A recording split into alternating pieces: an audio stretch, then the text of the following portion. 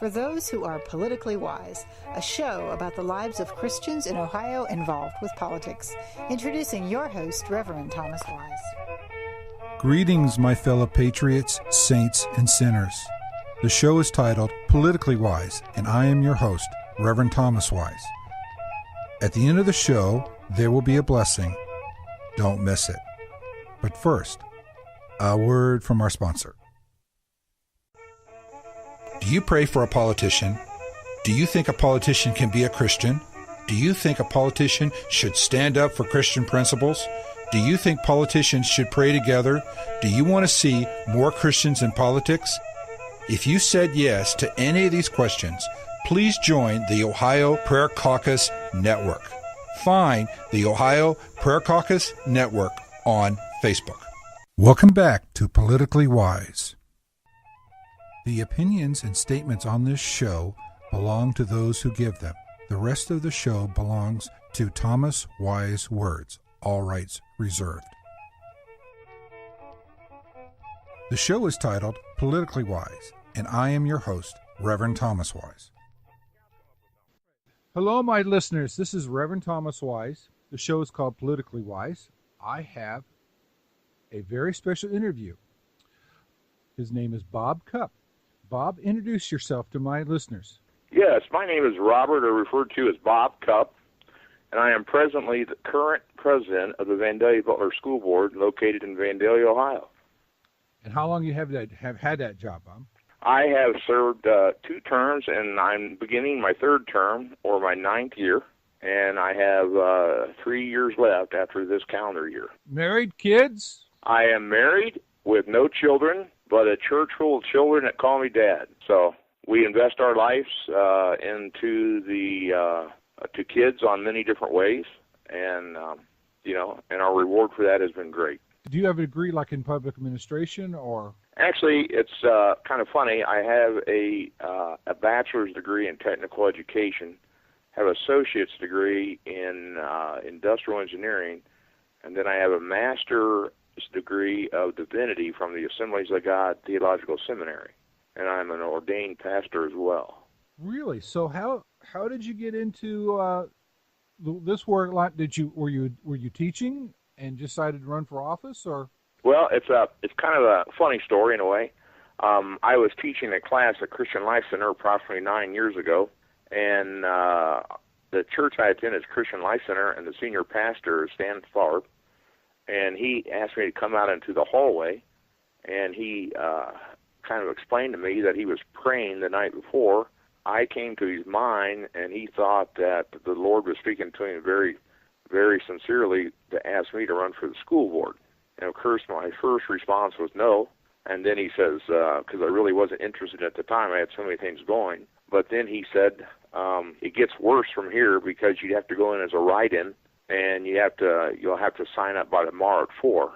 I said, now you're pushing it. So all that day, I kind of decided I probably wasn't going to do it, and I was downtown the next day, and I said, what would it hurt for me to go and throw my name in the kitty to see what would happen as a write-in? Well, it turned out I ended up getting more write-ins than anyone in the history of Montgomery County, and the paper called and wanted to do an article on me because they couldn't quite figure out how I did it, not knowing really that I didn't have a whole lot to do with it. It was God's will for me to do that. And since then, I have enjoyed the position. I think I've made some good, positive changes, and I use God as a moral compass for just about everything that I do. Well, everything that I do, matter of fact. So. Do you have a guiding scripture? Yeah, my favorite scripture is actually found in Luke.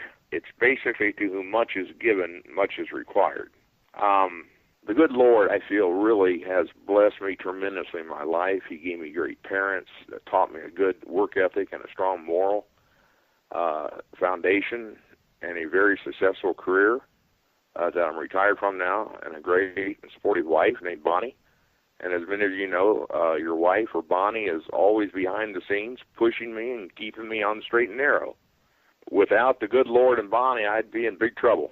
Really? I do, however, feel that much is required by me, and I try to do all that I can to honor that verse and honor the God that I serve. So take us through a typical day in your job right now.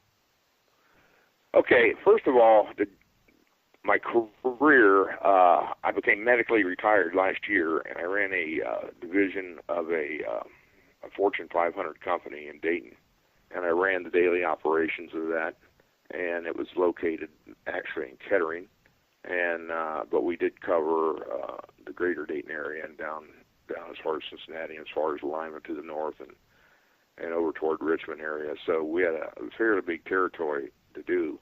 And that was a very demanding position. I was vice president of its Dayton division, where I ran the daily operations of the company. And doing that, my days were very long, and they never ended. They were 10 to 12-hour days, 6-7 days a week for the last 15 years. So that was my days up, and then I finished that off with church work on the evenings and on weekends. And then I retired last year, and then I had to look at my life and say, where's it going from here? I know that I'm medically retired, and I have some issues going on, but how can I continue to give back? And because of my experience on the school board, I was able to run again, and there were 8 people running, and I came in second. I was reelected for my second term. And that brings me to where I am now. The type management style I am is a laissez-faire type, where I try to let people do their jobs, and we are a governing board, which means we are basically at the top of the organization, and the superintendent reports to us. So the new superintendent we have, Mr. Nevin, is probably one of the best people and best superintendents I've ever been around. And when he has a situation or a question or he needs an okay, he'll call me, and we usually operate over the phone. And then we have a workshop meeting first of the month, and we have a business meeting at the end of the month where the public is welcome to come. So much of my time is spent on the phone talking to people in the community or just anyone that wants to call me. My line's open at all times. So that's kind of how my day plays out. At any, now.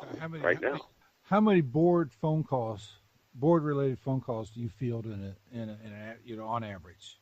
Well, it just depends on the issue. If the issue's a great one, we just ran into one here a couple weeks ago. I won't talk about the issue, but my phone is probably rang 20 to 30 times in the last week or so, wanting clarification on this issue and how we're going to handle it.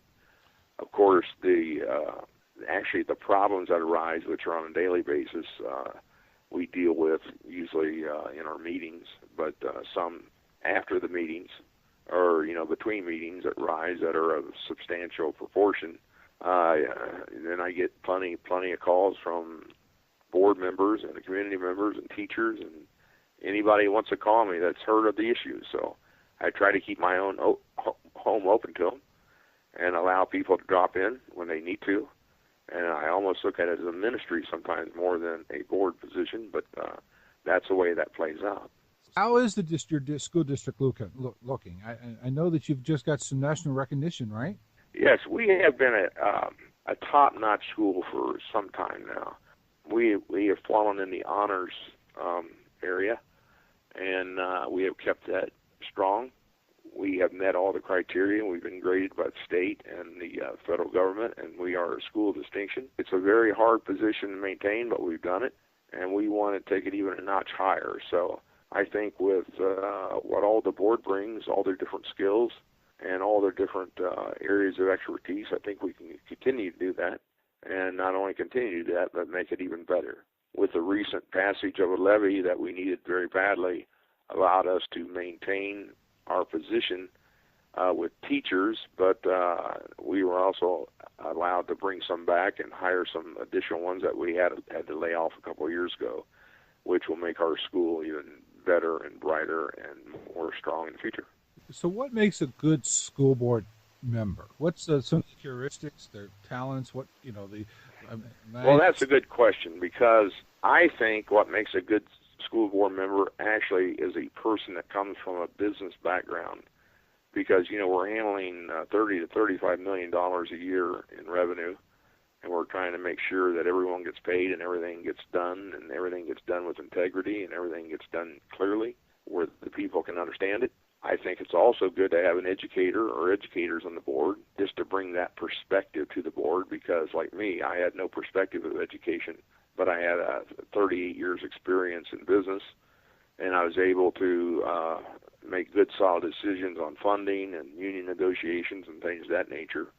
But I had to learn a lot about the way schools are run and the way schools are supervised and the way schools operate. And it's taken all 8 years to figure that out. I'm still not completely sure. It is a very complex organization because it's funded by the state of Ohio and Washington, and there's many policies in place that have been in place for a long time. And just learning the policies and all the acronyms and that whole educational attitude, or that educational foundation, is something that I believe you have to grow up in. And I had no experience in that, but my business experience is what was needed at the time. We also built 2 new buildings, and my business was building commercial buildings, and we built a lot of schools. And we were able to save probably $20 to $30 million in the building process. So my gift at the time was that, and we have a board member by the name of Mary Kilsheimer. She's brought education into it. We now have a builder in with us named George Warman. We also have the ex-city manager, Bruce Zucker, which is really well-rounded in public policy issues, and he brings a lot to the table. And finally, we have Bud Zupp that brings about 10 or 11 years to the table of experience being on this board. He is in business and understands not only business, but he understands the way the systems are, and he understands the policies, and he's able to make good, solid decisions based upon just his years in service. So the board we have now is a really good board. We have a superintendent that everyone likes. We are trying to provide the community with transparency. In the past, we were told we weren't transparent enough, so one of our new goals for this year is to be more transparent, which has allowed our superintendent to get out into the community, tell people who he is. He's been into 84 homes, I believe, to date, for coffees, where he discusses who he is and the policies of this district, and those homes being, hosting anywhere from 10 to 30 people. And it's been a very successful campaign, and he's still going. And now I think he's moving into the business arena. He's going to do the same thing there. So we're just trying to honor the people of the district and what they want, and let them know that, they're a stakeholder, and we're being responsible with their money and being responsible, with their kids, which is what it's all about. The show is titled Politically Wise, and I am your host, Reverend Thomas Wise. Partnership with Liberty Prayer Network. Hi, I'm Matt Staver, founder and chairman of Liberty Council. We'll talk about this next on Freedom's Call. An intercessory prayer ministry has now officially merged with Liberty Council and brought to life the Liberty Prayer Network. Through prayer, we will intercede for the United States, biblically based public policy, and champions of life, liberty, and the family. While praying for our nation, we remain committed to standing with Israel and partnering with those from other nations who uphold religious freedom, the sanctity of human life, and the family. We are enlisting prayer patriots to take a stand in their home states, lifting high the torch of liberty and calling others to worship God and to pray for His blessings. If you would like to join the Liberty Prayer Network, call us today at 1-800-671-1776. That's 800-671-1776. Or visit our website at lc.org. If you want to email me, you may do so at politically.wise@gmail.com. Please like us on our Facebook page, Politically Wise. So how does your faith play a role in how have you seen the faith of the other board members play a role? My faith cannot be compartmentalized in my life. I feel like my faith is a lifestyle.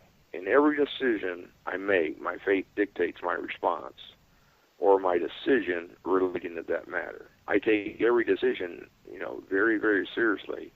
I pray daily for the words of wisdom and guidance because, sometimes it's tough to follow the law and follow your conscience as well. It's also tough knowing that some of the organizations that you might or might not support that fund the district. You have to understand that there's not very many ways of funding the district, and we have to keep the district funded or we won't be in business. And there's only certain sources we can get that from, because we're really always on the low side of revenue, and take a chance in everything that I do that could create a situation, where the funding could be held. And in the school world, that's a very fine line to operate in. Let me ask this question. I know it's not on my list, but how many ballot issues have you had where you've asked for more funding? We were on the ballot several times before our last passage. It was a very, very tough vote. When you're on a board, you're blamed for everything, whether you do it or not. And everyone wants to second guess the decisions and you make, and some of them think you make good ones and some of them think you make bad ones. So you're very scrutinized by those decisions, especially the ones that are monetary. And I think because of, in the past, we weren't as transparent as we are now, I think it developed a level of just maybe not mistrust, but just not knowing. And so we had a very difficult time trying to pass, I think it was the levy before, or the levy that we just received in November that we won by 80 votes. So it was a close vote. But I think the people saw, what we were trying to do. They saw the transparency. They realized the people on the board had integrity. And I think they finally got the message that we need to support this district, because if not, we were facing emergency level funding, which is taken over by the state. And that's really not a good situation for any organization or any school to be in. It had to pass, and it did. And we're very thankful for that.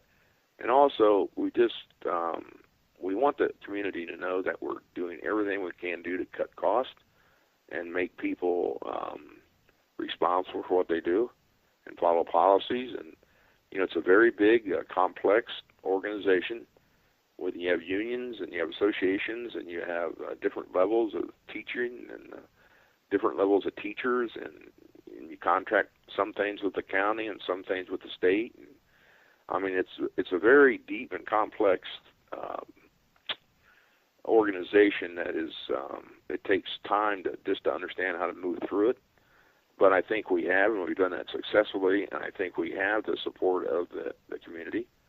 And with our new superintendent, I think he's added a great value to our system, although the former superintendent, Christy L. Donnelly, did a great job as well, and I want to commend her for all the years she had here, and she is now actually retired, but she is the acting superintendent of the Kettering City Schools until they find a new one. So she's staying busy, but time moves on, and we have a new superintendent, like I said, and he's doing a great job.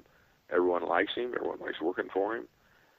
He's got a quick sense of wit, and he's very honest, and he's very open, and he's what the district needed for this time and place in the history of our district. So that's kind of how that works, at least with me. Does local economics, that like the job, the number of people employed, affect passage of a levy? That's the word I wanted. Levy. Yeah, levies. Levies, I didn't know a whole lot about levies until I got on the board, and now I know too much about them, and it scares me. But, the economics plays a major role in that.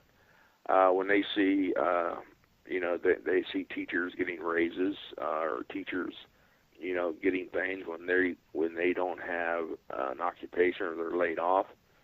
And right now, because of the way our taxes are structured, most of our revenue comes out of property value. And so when a levy comes through, your property tax goes up. So some people can afford that, some people can't, and I feel sorry for the people that can't. But, we also have to think of our children. Sometimes you just have to bite the bullet and go forward. That's what I've always looked at it like, because someone did it for us. I want to do it for them. I grew up in Vandalia. I graduated from Vandalia. It was a great school then, and now it's a school of distinction and honor now.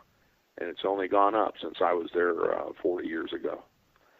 So, yeah, it does play a role, and the economy plays a big role in everything we do. And, you know, we can't go out for a levy and ask for more taxes typically if half the community is off or without jobs. That is the situation. It does become a problem, but I think when it comes down to it in the end, like it happened in November, they really realized that we were not crying wolf and that the future of their kids would be impaired. And they voted for us, and we're being very responsible with that money. And right now we have the budget balance out till 2018, which is an almost unbelievable feat. That is predicated on a renewal levy that we're depending on. That won't affect the tax base of the district, so it will not cost the voters anything. So with that, we should be able to balance it until 2018 in a period in school history where we're being cut and jobs are being lost and revenue is short. And I don't know if you saw it or not, but there was an article in the paper which showed Vandalia was at the very bottom of the funding model from the state of Ohio, and we receive less money than anybody in the district. I don't always know how they come up with these equations and factors and things that they use, but they do. And this year we fell last in that funding model, so without that levy, we would have been doomed. So God bless all the people that voted for it. A lot of us was praying for it. We knew it had to be passed, and it was. I'm still praying for the people that did lose their jobs and are out of work. That's one of my prayers daily. That this economy has turned around and this nation's turned around to where it's like it was when probably you and I, Tom, were growing up. True. It's a much different situation now than it was 30 or 40 years ago. And that people got to realize good schools affect property values and affect rents. And you know, you're exactly right. I don't have now. I've sold a few of them. I still have two. But I have rental properties in the district, and I never realized how important school was until I went into the rental business. Because the first question that was asked when I interviewed the prospective tenants was, is this in the Vandalia School District? And I would say yes, and they'd say, sign me up. So there's people moving into this district every day because of our school and because of the excellence of it, and it's just something that you need to do. I know it costs money out of people's pockets, but you really do have to realize that, like I said a while ago, that someone did it for us and we have to do it for them at all costs. And we got to make sure they get a quality education. We got to make sure that the policies are followed and the people go by the rules, and no rights are taken away from any student based upon, race, creed, religion, or whatever. We have to treat everybody with respect and dignity, and we do that, and that's a big job in itself. So it's not big respecting them, but it's just a big job understanding who everyone is and how they think and what their persuasion is and things of that nature, and still allowing them to be individuals, but still allowing us to make sure that the policies are followed and that we do what's right by our stakeholders in the state and the federal government. So, well, what advice would you have for someone following in your footsteps? Well, that's a good question. I would say that you would need to get involved at an early age and get involved now. Our nation, I believe, is at a turning point, just like England was in the 50s. I was at the Creation Museum a couple weeks ago, and what I saw, I couldn't believe, but I did hear it, that England now is 0.5% Christian, when in the 50s they were about 98% Christian, and now they're down to 0.5% Christian, with the vast majority being Muslim.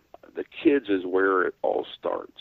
A professor I had in college, the late Dr. Richard Dobbins, he's a very well-respected theologian and pastor, and a person who was able to mend and put together psychology and Christian ethics and morals.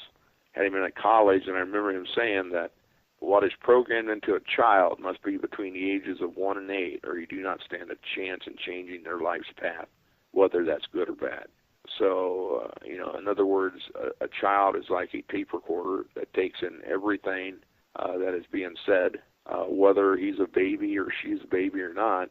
They're taking on their surroundings, And what is programmed into them between the ages of 1 and 8 will dictate the way their life turns out. If you start that at 9, you're wasting your time.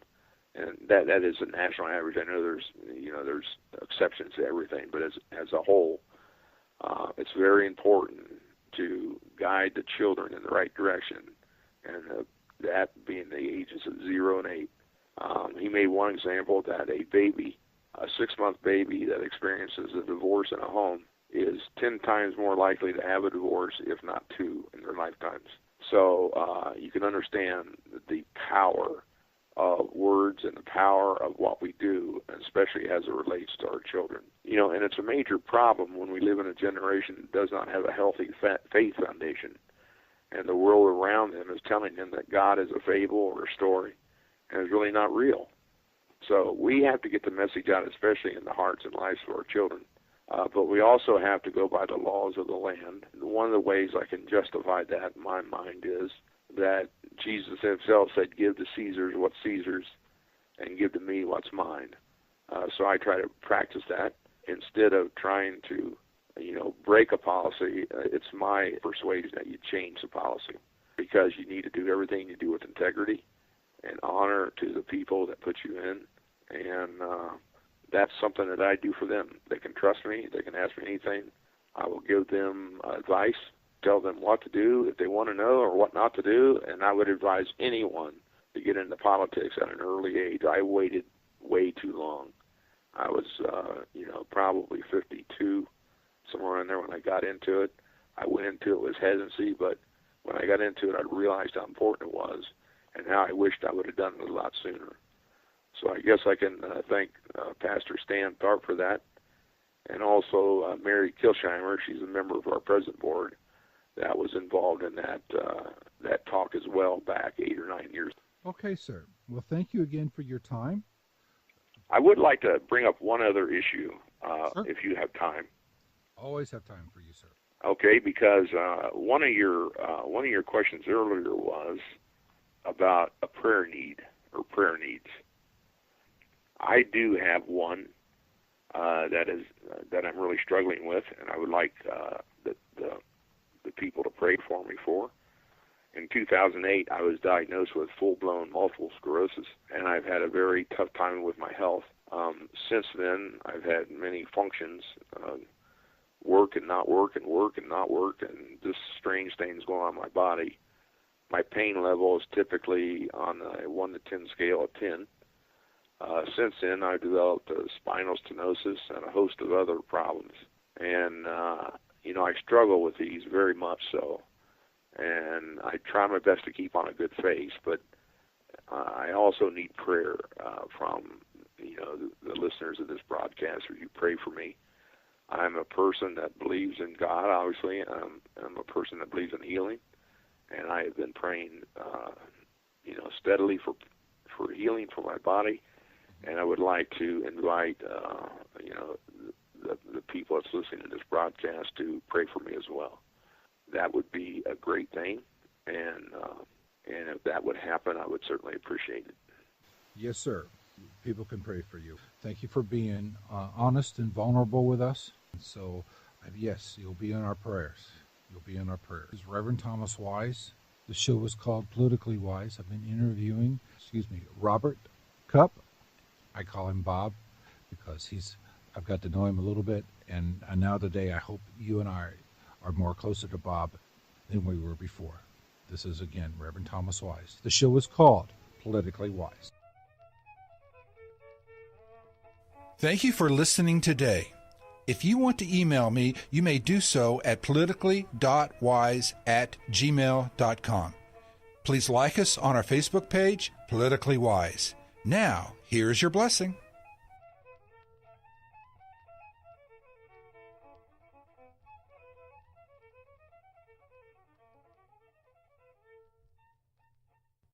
Blessings based on Psalms chapter 18, verses 17 through 20. May the Lord rescue you from your enemies. May the Lord support you during the days of trouble. May the Lord bring you to a safe place. May the Lord delight in rescuing you. May the Lord be your great reward.